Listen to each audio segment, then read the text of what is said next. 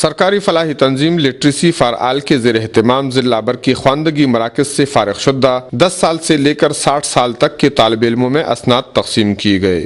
اس سلسلے میں Charsadda post graduate college میں ایک تقریب منعقد ہوئی، جس میں ضلع برقی خواندگی مراکز میں 6 ماہ کورس حاصل کرنے والے طالب علموں اور اساتذہ نے شرکت کی۔ اس موقع پر مہمان خصوصی ممبر صوبائی اسمبلی فضل شکور خان نے خطاب کرتے ہوئے کہا کہ معاشرے میں تعلیم کی کمی کی وجہ سے آج ہمیں بے شمار مشکلات کا سامنا کرنا پڑ رہا ہے۔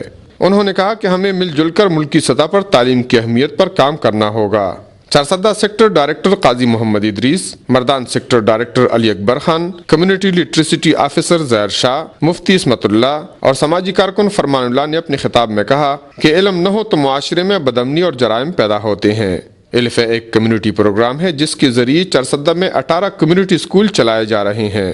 انہوں نے کہا کہ الف 2005 سے تعلیم کے پلانے میں مصروف عمل ہے، جس کے ذریعے چرسدہ اور نوشہرہ سیکٹر میں اب تک 1,42,000 جبکہ ضلع چرسدہ میں 87,000 ناخواندہ افراد نے تعلیم حاصل کی۔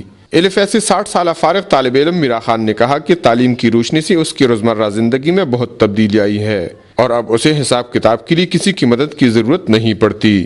کفایت اللہ، اے نیوز، چرسدہ۔